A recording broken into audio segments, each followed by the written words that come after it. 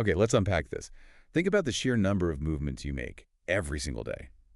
I mean, from the blink of an eye Yeah. to a full-on sprint, or even that subtle, persistent beat of your heart. Right. It's constant. All of it, powered by one remarkable tissue, muscle. Today, we're taking a deep dive into the incredible mechanisms of body function, drawing specifically from Chapter 9 of Vander's Human Physiology.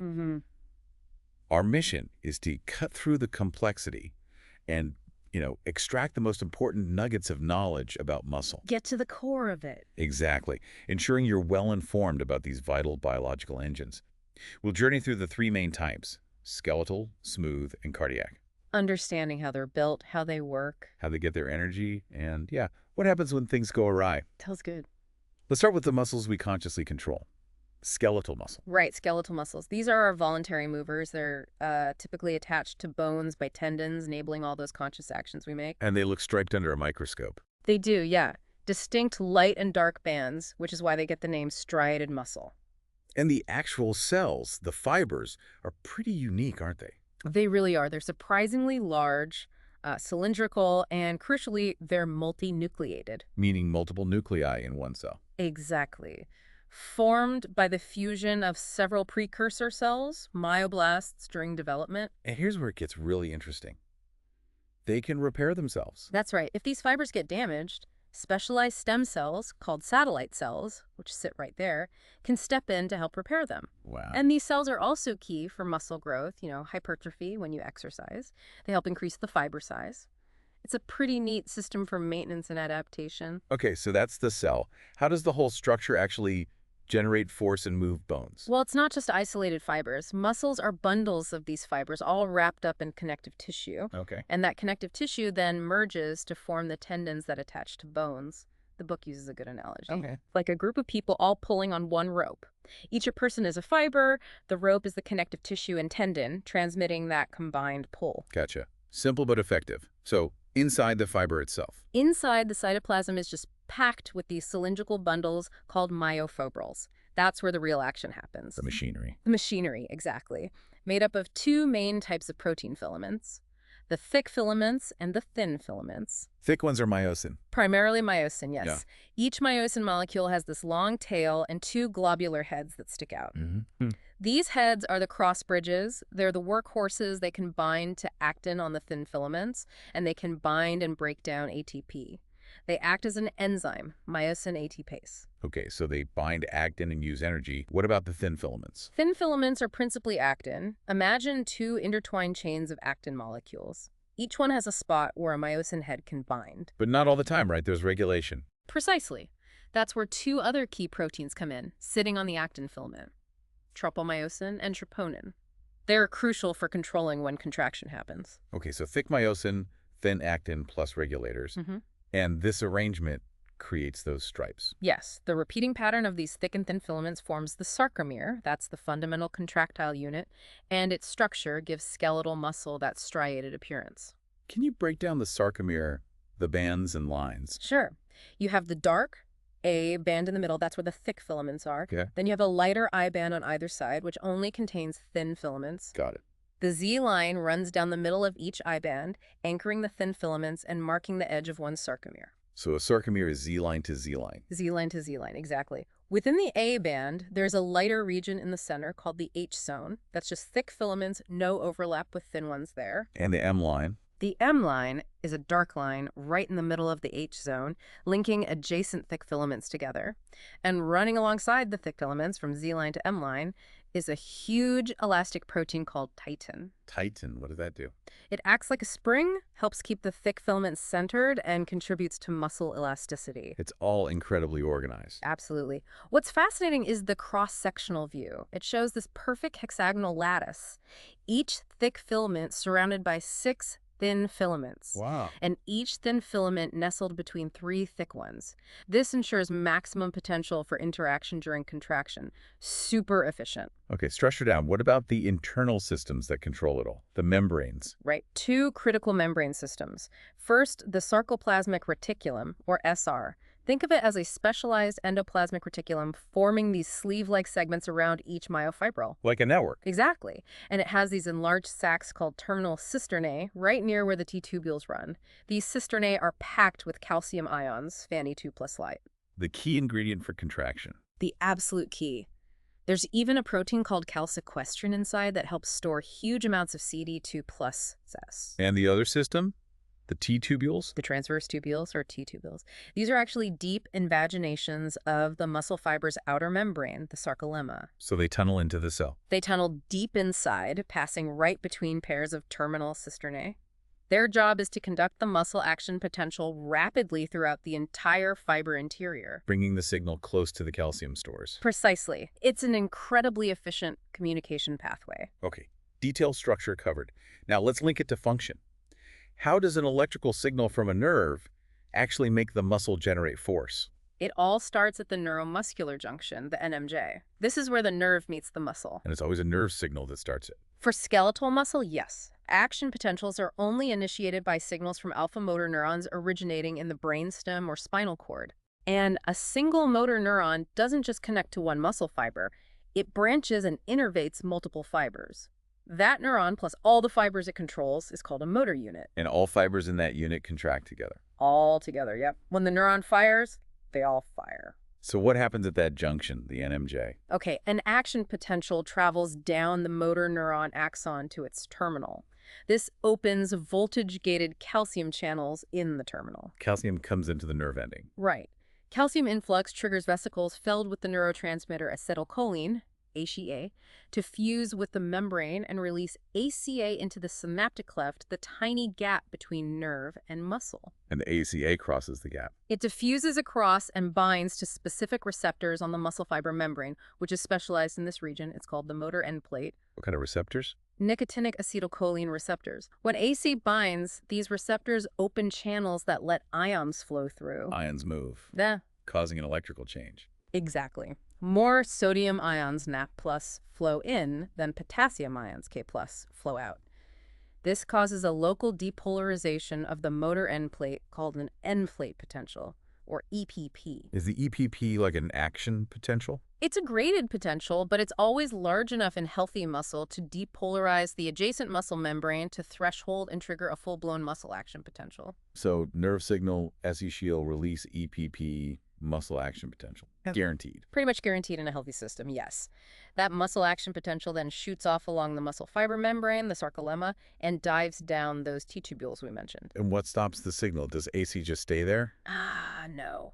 Crucially, there's an enzyme in the synaptic cleft called acetylcholinesterase. It very rapidly breaks down AC. So the signal's brief. Very brief. This allows the muscle fiber membrane to repolarize quickly and be ready for the next signal from the nerve. Keeps the control precise. This seems like a point where things could go wrong clinically. Absolutely. Disrupting NMJ signaling has major consequences. Think of curare, the poison used on blow darts. Right. It blocks the nicotinic ACE receptors.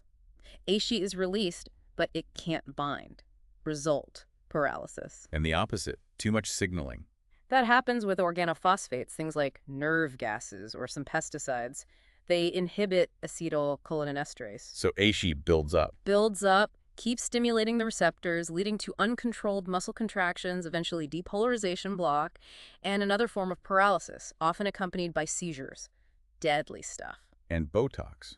That works here too. Yeah, botulinum toxin or Botox works differently. It blocks the release of ACE from the nerve terminal in the first place. No signal gets sent. Which is why it causes muscle relaxation, used cosmetically or clinically. Exactly. It prevents contraction. Okay, so the muscle fiber gets the action potential signal.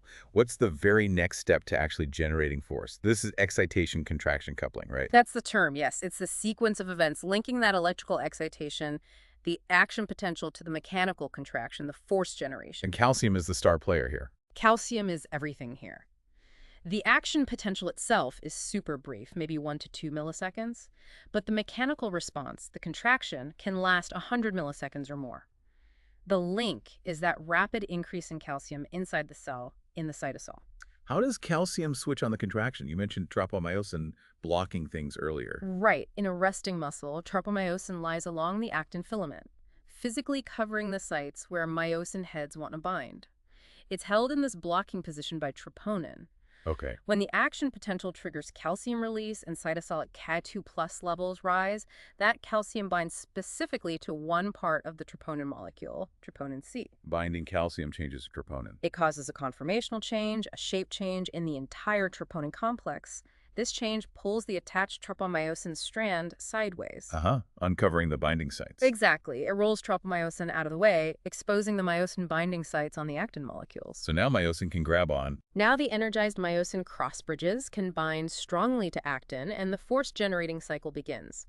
When calcium levels drop later, K2+ comes off troponin, tropomyosin slides back into the blocking position, and the muscle relaxes. But wait, how does the action potential actually cause that calcium increase? You said the AP goes down the T-tubules. Right. As the action potential travels down the T-tubules, it encounters voltage-sensitive proteins embedded in the T-tubule membrane called dihydropyridine receptors, or DHP receptors. Voltage sensors. Yes.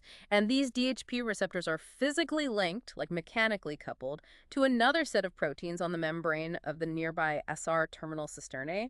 Those are the ryanodine receptors. The calcium channels on the SR. The very ones. So when the action potential depolarizes the T-tubule, the DHP receptor changes shape. Because it's physically linked, this pulls open the ryanodine receptor channel on the SR. And calcium floods out. A massive flood of stored Ca2+ rushes out of the SR, down its concentration gradient, into the cytosol where the actin and myosin filaments are. Triggering the contraction. Triggering the contraction.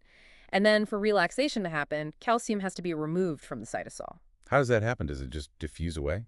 No, it requires active transport. There are powerful Ca2+ ATPase pumps embedded in the SR membrane. These pumps use ATP energy to constantly pump calcium back into the SR lumen against its concentration gradient. So pumping calcium back in lets the muscle relax. And that uses ATP too. Yes, relaxation is an active, energy-requiring process because of those pumps. This brings us to the core mechanism of how the muscle actually shortens the sliding filament mechanism. Right. This is fundamental. When a muscle contracts and shortens, the thick and thin filaments slide past each other. They don't physically shorten themselves. The overlap between them increases. So the sarcomere gets shorter. The sarcomere gets shorter, the H zone narrows, the I bands narrow, but the A band width stays the same because the thick filaments haven't changed length. It's all about sliding. And the engine driving this sliding is the cross-bridge cycle. The cross-bridge cycle, yes. It's this repeated sequence of myosin heads binding to actin, pulling, detaching, and re-energizing.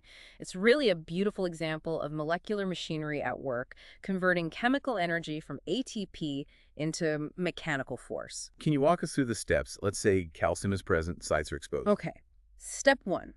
A myosin head is in its energized or cocked state. It's already hydrolyzed ATP in the previous cycle, and it's holding on to the ADP and inorganic phosphate, pi. It has stored potential energy. Ready to go? Ready to go. Step 2, binding. This energized myosin head binds to an exposed site on the nearby actin filament, forming the cross-bridge. Okay, contact made. Step 3, the power stroke. The binding triggers the release of the stored ADP and pi from the myosin head. This release causes the myosin head to pivot, changing its angle and pulling the attached thin filament towards the center of the sarcomere, like rowing a boat. That's the force generation. That's the force generation. Now, the myosin head is tightly bound to actin in a low-energy state called the Rigger state sometimes. How does it detach to start again? Step 4, detachment. A new molecule of ATP comes along and binds to the ATP binding site on the myosin head. This binding causes a conformational change that makes the myosin head detach from actin. Crucially, this is just binding ATP, not breaking it down yet. So ATP binding causes detachment. Yes. Step 5, re-energizing. Once detached, the myosin head's ATPase site hydrolyzes the bound ATP back into ADP and pi. The energy released is used to recock the myosin head back into its high energy position, ready to bind to actin again if calcium is still present and binding sites are open. And the cycle repeats. And the cycle repeats. As long as calcium and ATP are available, each cycle pulls the thin filament a tiny bit further. It seems ATP is involved everywhere. Absolutely critical in multiple ways. Let's recap ATP's roles. Okay. 1. Powering the Na plus K plus pumps in the membrane to maintain the ion gradients needed for action potentials maintaining excitability. Right. 2. Powering those Ci2 plus ATPase pumps in the SR membrane to pump calcium back in for relaxation. Got it. 3. Being hydrolyzed by myosin ATPase to energize the cross bridges for the power stroke. the actual force part. And 4, binding to myosin, just binding, not breaking down yet, to cause the detachment of cross bridges from actin, allowing the cycle to continue. That fourth one explains rigor mortis, right? Perfectly. After death, ATP production stops. Without ATP, the myosin heads can't detach from actin after the power stroke. So the muscles get stuck. They get stuck in that attached state, leading to the characteristic muscle rigidity of rigor mortis. Fascinating. Right. Okay, this cycling clearly uses a lot of ATP. How do muscles keep up with the demand, especially during intense exercise? Yeah, the ATP demand can skyrocket hundreds of times above resting levels. Muscles have 3 main ways to generate ATP. What's the first line? The quickest is using creatine phosphate, CP. Muscle cells store CP. An enzyme called creatine kinase can rapidly transfer the phosphate from CP to ADP, making ATP. So instant ATP boost. Instant boost, yeah. But the CP stores are small, only enough to power maximal effort for the first few seconds, like the start of a sprint. Okay, what comes next? For sustained activity, or even moderate activity, the main pathway is oxidative phosphorylation. This happens in the mitochondria. Using oxygen. Using oxygen, yes. It can burn fuel sources like glucose, initially from stored muscle glycogen, then from the blood, and fatty acids. It produces a lot of ATP, but it's slower than using CP and requires oxygen delivery. And the third way? For really intense stuff. For high-intensity activity, when oxygen delivery can't keep up, the muscle relies heavily on anaerobic glycolysis. Breaking down glucose without oxygen. Exactly. It takes glucose from glycogen or blood and breaks it down partially, generating a small amount of ATP very quickly. The byproduct is lactic acid. Lactic acid buildup. Yeah. That's linked to fatigue. It contributes, yeah. Glycolysis is fast, but less efficient than oxidative phosphorylation and produces lactate, which increases acidity. What about oxygen debt after exercise? That's the increased oxygen consumption after you stop exercising. Your body needs that extra oxygen to restore the CP and glycogen stores and to metabolize the accumulated lactate, basically getting everything back to its resting state. Makes sense. But even with all these systems, muscles still fatigue. What causes that decline in performance? Muscle fatigue is complex, a decline in tension despite continued stimulation. Several factors contribute, especially during high-intensity exercise. Like running out of fuel. Not usually running out entirely, but imbalances. ATP hydrolysis increases ADP in pi levels. High pi can directly inhibit cross-bridge function and calcium release from the SR. Increased H+ from lactic acid, acidosis, can interfere with proteins. Ion imbalances like K+ accumulating outside the cell can affect membrane excitability. Even reactive oxygen species can play a role. So it's a mix of metabolic byproducts and ion changes impairing the machinery. Largely, yes. And the type of fatigue depends on the activity. High-intensity, short-duration exercise causes rapid fatigue, but also rapid recovery. Like sprinting. Exactly. Low-intensity, long-duration exercise, like a marathon, leads to slower fatigue development, possibly involving fuel depletion, but recovery takes longer. Is fatigue always in the muscle itself? Not always. There's also central command fatigue. This is when the central nervous system, your brain, reduces the signals sent to the muscles, even if the muscles themselves aren't physiologically maxed out. It's like a protective mechanism, or sometimes related to motivation or discomfort. Interesting. Okay, let's shift to the mechanics of how a single fiber behaves. Tension versus load. Right. Muscle tension is the force the muscle fiber generates by cross-bridge activity. The load is the external force opposing the muscle's tension. And the type of contraction depends on their relationship. Exactly. If tension equals load, the muscle length doesn't change. That's an isometric contraction. Yeah. Think holding a weight steady. Okay. If tension exceeds the load, the muscle shortens. That's an isotonic concentric contraction, like lifting the weight. Concentric or shortening. Yes. And if the load exceeds the tension the muscle's generating, the muscle actually lengthens while still contracting. That's an isotonic eccentric contraction, like slowly lowering that heavy weight. Your muscle is active, controlling the descent. Eccentric, lengthening under load. Okay. Got it. What about a single twitch, the response to one signal? A twitch is the mechanical response, the tension development of a single fiber to a single action potential. It has phases. Phases. Yeah, there's a brief latent period right after the action potential before intention starts to rise. That's the time needed for excitation, contraction, coupling to happen, calcium release, binding, etc. Okay, delay then contraction. Then the contraction phase where tension increases as cross bridges cycle. And finally, the relaxation phase where tension falls as calcium is pumped back into the SR. Does the twitch look the same for all fibers? No. Fibers differ. Fast twitch fibers contract and relax much faster than slow twitch fibers, mainly due to having myosin with faster ATPase activity. Also, the latent period is longer for an isotonic twitch compared to isometric because the muscle first has to build enough tension to actually lift the load before it can start shortening. Makes sense. And how does the load affect the speed of shortening? There's an inverse relationship, the load-velocity relation. The heavier the load, the slower the shortening velocity. So you lift light things faster. Much faster. Maximum velocity occurs when the load is 0, and if the load is too heavy to lift in isometric condition, the velocity is 0. Okay, what if signals come really close together before the muscle fully relaxes from one twitch? Then you get summation. If a second action potential arrives before relaxation is complete, the second twitch piggybacks on the first, producing greater tension. Why does it add up?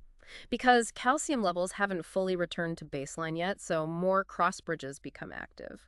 Also, there's less slack to take up in the elastic elements. And if you keep stimulating rapidly? If the frequency is high enough, you get a sustained contraction called tetanus. If there are slight dips in tension between stimuli, it's unfused tetanus. If the frequency is so high that you get a smooth, sustained maximal contraction with no dips, that's fused tetanus. And tetanus produces way more force than a single twitch. Oh yeah, fused tetanus tension can be 3 to 5 times greater than single twitch tension. It represents the maximum force-generating capacity of that fiber for maximal cross-bridge activation. Does the starting length of the muscle fiber matter for force? Absolutely. This is the length-tension relationship. The amount of isometric tension a fiber can generate depends critically on its length before contraction starts. How so? There's an optimal length, L0, where the fiber develops maximum active tension. At this length, the overlap between thick and thin filaments is ideal, allowing the maximum number of cross bridges to bind. What if it's shorter or longer than optimal? If it's stretched too long, there's less overlap, fewer cross bridges can form, so tension drops. If it's compressed too short, the thin filaments overlap each other, interfering with cross-bridge binding, and the ends of the thick filaments might hit the Z-lines, also reducing tension. So, peak force happens at that sweet spot, L0. Okay, that's a single fiber. How does this scale up to controlling a whole muscle, like your bicep? The total tension a whole muscle produces depends on 2 main things. 1, the amount of tension developed by each active fiber, which depends on factors like frequency of stimulation and fiber length. And 2, crucially, the number of fibers contracting at any given time. And how do you control the number of active fibers? Through motor unit recruitment. Remember, a motor unit is one neuron and the fibers it controls. Your nervous system can activate different numbers of motor units to adjust the force. So for a weak contraction, just a few units. For a strong one, many. Exactly. Muscles needed for fine, delicate movements, like in your fingers or eyes, have small motor units, one neuron controls, maybe just a few fibers. Muscles for powerful movements, like in your legs, have large motor units. One neuron might control hundreds or thousands of fibers. Is there an order to which units get recruited? Yes, the size principle. The nervous system typically recruits the smallest motor units first. These usually consist of slow-oxidative fibers, which are fatigue-resistant but don't generate huge force. Okay, small ones first. As more force is needed, progressively larger motor units are recruited. These tend to innervate fast-oxidative-glycolytic fibers.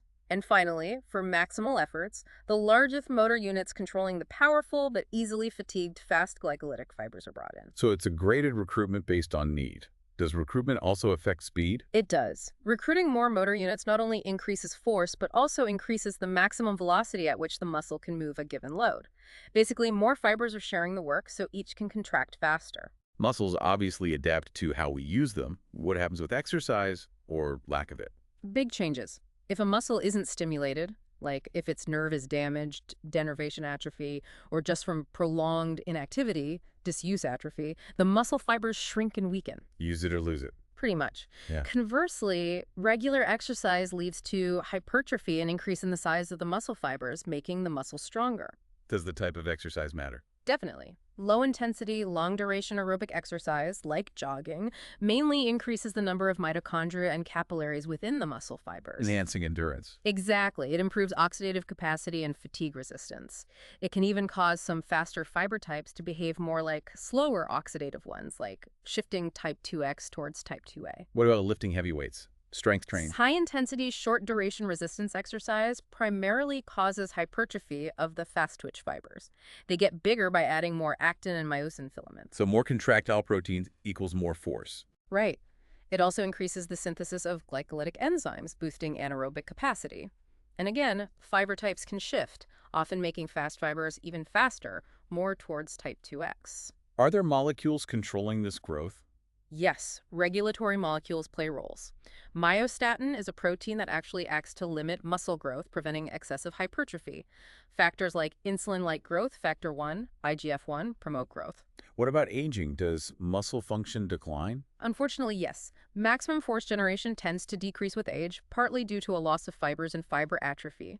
But regular exercise can significantly slow down or partially counteract these age-related declines. Let's talk about how muscles work with bones, the lever systems. Right. Muscles exert force on bones across joints, creating lever systems. We often talk about flexion, which is bending a joint, and extension, which is straightening it. Like biceps flexing the elbow, triceps extending it. Exactly. Those are antagonistic muscle groups. They produce opposite movements at the same joint. One contracts while the other relaxes or controls the movement. You mentioned earlier muscles often work at a mechanical disadvantage. Why is that? It's about where the muscle attaches relative to the joint, the fulcrum, and the load. Often the muscle attachment point is very close to the joint compared to where the load is applied. So the muscle has to generate much more force than the load itself. Correct. But the trade-off is that this arrangement amplifies the velocity and range of motion at the end of the lever. Ah, so even if the muscle shortens only a small amount, relatively slowly. The end of the limb, like your hand, can move a much larger distance much faster. That's how a pitcher can throw a baseball at incredible speed. The lever magnifies the velocity produced by the muscle contraction. Clever design, sacrificing force advantage for speed advantage. Okay, before we leave skeletal muscle, what are some common disorders? Many issues actually stem from problems with neural control, as we saw with the NMJ discussion. Right, what about cramps? Muscle cramps are those involuntary, often painful, sustained tetanic contractions. The exact cause isn't always clear, but might involve electrolyte imbalances in the extracellular fluid or overexcitability of the motor neurons firing signals inappropriately. And hypocalcemic tetany. That sounds calcium-related. It is, but it's low extracellular calcium, not the calcium inside the SR. Low extracellular Ca2+ makes the plasma membrane, including nerve and muscle membranes, more excitable by increasing the opening of voltage-gated sodium channels. This can lead to spontaneous action potentials and excessive contractions, or tetany. Okay, different from the SR calcium. What about muscular dystrophy? Muscular dystrophies are a group of genetic diseases. Duchenne muscular dystrophy is the most common severe form. It's caused by defects in a crucial structural protein called dystrophin. What does dystrophin do? Dystrophin is part of a complex, costomeres, that links the actin filaments inside the muscle cell to the structural proteins in the sarcolemma and the extracellular matrix. It provides mechanical stability. So without it? Without functional dystrophin, the muscle fiber membrane is fragile and easily damaged during contraction, leading to progressive fiber degeneration, muscle weakness, and eventual death of the fibers. Tragic. And myasthenia gravis? Myasthenia gravis is an autoimmune disease. The person's own immune system mistakenly produces antibodies that attack and destroy the nicotinic acetylcholine receptors on the motor end plate. So the muscle doesn't get the signal properly. Right. Anti is released, but there are fewer receptors to bind to, leading to weaker end plate potentials. In many cases, the EPP fails to reach threshold, so the muscle fiber doesn't contract. This causes intermittent muscle weakness and fatigue, often noticeable in the eye muscles first. How is it treated?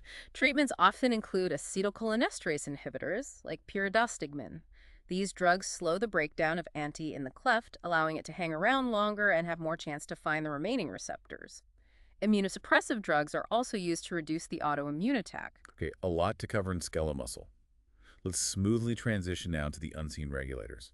Smooth muscle. How is it different? Very different in many ways. First, it's non-striated, no sarcomeres, no stripes.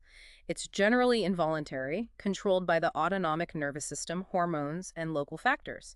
You find it in the walls of hollow organs and tubes, stomach, intestines, uterus, blood vessels, airways. And the cells themselves? They're much smaller than skeletal muscle fibers, spindle-shaped, and typically have only a single nucleus. They do contain actin and myosin, but the arrangement is different. No sarcomeres. So how are the filaments organized? The thin filaments, actin, are anchored to structures called dense bodies within the cytoplasm and attached to the plasma membrane. Thick filaments, myosin, are interspersed among the thin filaments. When they contract, they pull on these dense bodies, causing the whole cell to sort of shorten and bulge. Still uses a sliding filament mechanism, though. The biggest difference seems to be the lack of troponin. How does calcium trigger contraction here, then? That's a key distinction. Since there's no troponin, calcium works through a different pathway. When cytosolic Hi2+ increases in smooth muscle, it binds to a protein called calmodulin. This calcium-calmodulin complex then activates an enzyme called myosin light chain kinase, MLCK. MLCK. What does that do? MLCK phosphorylates a small protein on the myosin head called the myosin light chain. It adds a phosphate group. And that phosphorylation is the switch. Exactly. Only when the myosin light chain is phosphorylated can the myosin head bind to actin and go through the cross-bridge cycle to generate force. Unphosphorylated myosin can't effectively interact with actin. Interesting. So phosphorylation turns contraction on. How does it turn off? There's another enzyme constantly present called myosin light chain phosphatase, MLCP. This enzyme removes the phosphate group from the myosin light chain. It phosphorylates it. Right. So the level of contraction depends on the balance between MLCK activity, driven by calcium calmodulin, and MLCP activity, which is usually fairly constant. When calcium levels drop, MLCK becomes less active, MLCP wins out, myosin gets dephosphorylated, and the muscle relaxes. Does smooth muscle contraction feel different? It's much slower than skeletal muscle, both in contracting and relaxing. The myosin ATPase activity is much lower. But this also makes it very efficient. It can maintain tension for long periods with relatively low ATP consumption. Is that the latch state? That relates to it, yes. The latch state is a unique property where smooth muscle can maintain tension or latch for extended periods with very little ATP use, even after calcium levels might have dropped somewhat and phosphorylation levels decrease. It allows muscles like sphincters or those maintaining blood vessel tone to stay contracted economically. Where does the calcium come from in smooth muscle? Is it all from an SR? It comes from two sources. There is an SR, but it's generally smaller and less organized than in skeletal muscle. So some calcium comes from the SR, but a significant amount also comes from outside the cell, entering through calcium channels in the plasma membrane. Channels opened by? Various things. Voltage changes can open voltage-gated Sat2+ channels. Chemical messengers like neurotransmitters or hormones binding to receptors can open ligand-gated Sat2+ channels or trigger release from the SR via second messenger pathways. Even stretch can sometimes open channels. So many more inputs compared to skeletal muscle's single nerve trigger. Way more diverse control. Smooth muscle membrane potential isn't always stable either. Some cells are pacemaker cells. They spontaneously depolarize to threshold and fire action potentials, setting a rhythm. Like in the gut. Exactly. Others show slow waves, which are rhythmic fluctuations in membrane potential that don't always reach threshold but make it easier for other stimuli to trigger action potentials. And nerves. Autonomic nerves. Yes, the autonomic nervous system plays a big role. Nerve endings called varicosities release neurotransmitters broadly over the muscle surface. Importantly, a single neurotransmitter can be excitatory in one smooth muscle, causing contraction, and inhibitory in another, causing relaxation, depending entirely on the type of receptor the muscle cell has. So complex signaling. Hormones too. Hormones circulating in the blood can bind to receptors on smooth muscle and affect its contractile activity. And then there are local factors. Like what? Things right there in the tissue environment. Paracrine signals from nearby cells, like nitric oxide causing relaxation, changes in acidity, H+, oxygen or carbon dioxide levels, osmolarity, even just physical stretch of the muscle itself can trigger contraction or relaxation. Wow. So how does the muscle cell decide what to do with all these potentially conflicting signals? That's the key. The final level of tension or tone in a smooth muscle reflects the net balance of all these excitatory and inhibitory inputs acting on it simultaneously. It integrates all the signals. Are all smooth muscles the same in how they're organized? No, there are broadly two types based on organization and coupling. Single unit smooth muscle is the most common. Single unit. Meaning the cells are connected by gap junctions. These allow electrical signals, ions, to pass directly from cell to cell. So when one cell fires an action potential, it spreads rapidly, and the whole group of connected cells contracts as a single unit, a syncytium. Like a coordinated sheet. Exactly. Often found in the walls of the digestive tract, uterus, small blood vessels.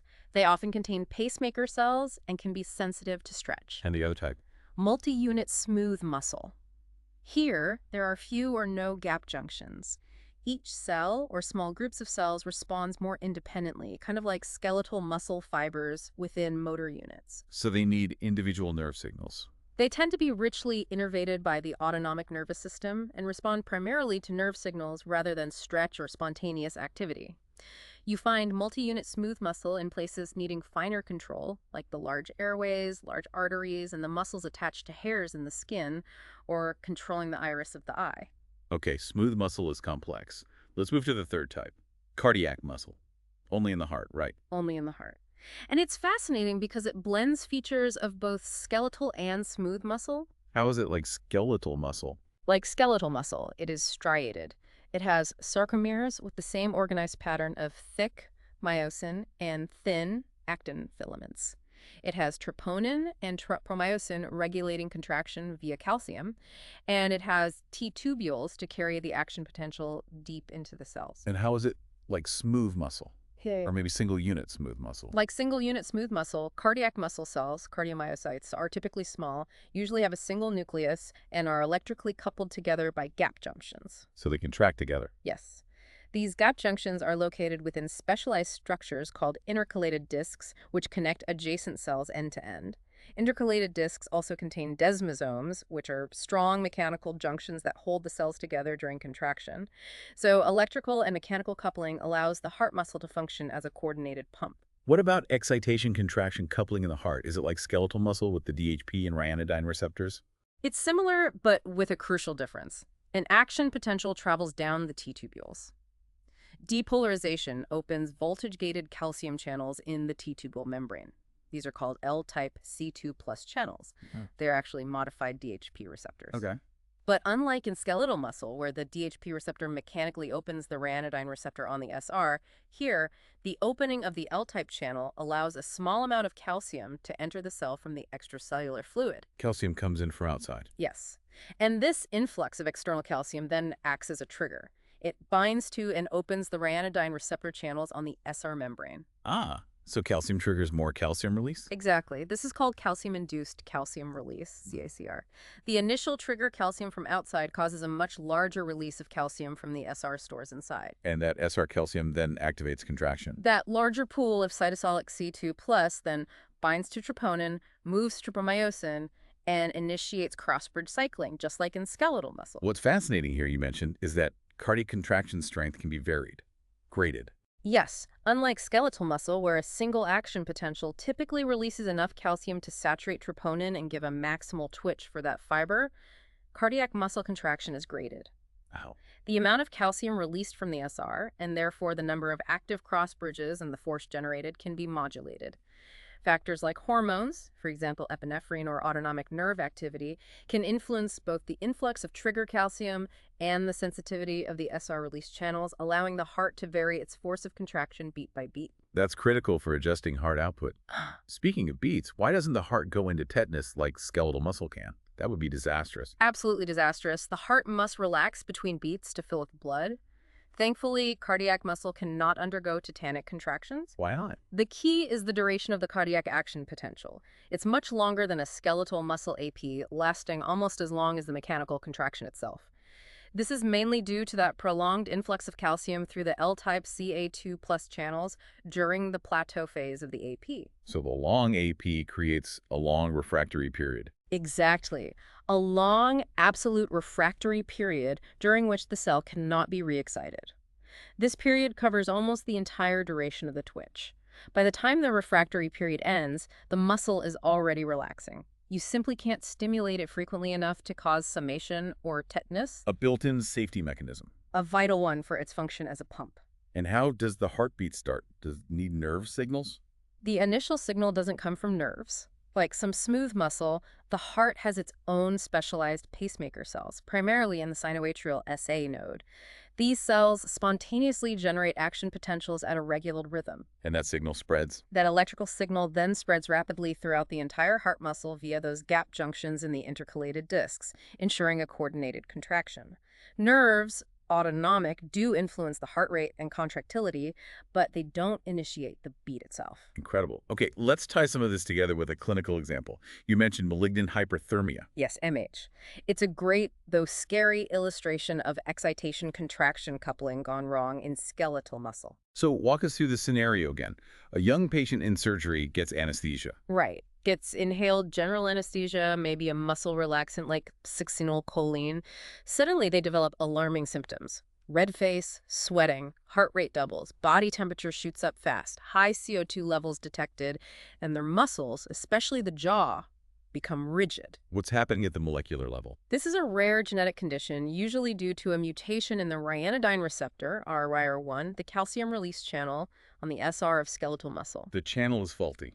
In susceptible individuals, certain anesthetic agents trigger these mutated ryanodine receptors to open abnormally and stay open, or open much more easily, Leading to uncontrolled calcium release. a massive uncontrolled flood of C2+ from the SR into the cytosol. And the consequences of all that calcium. Dire.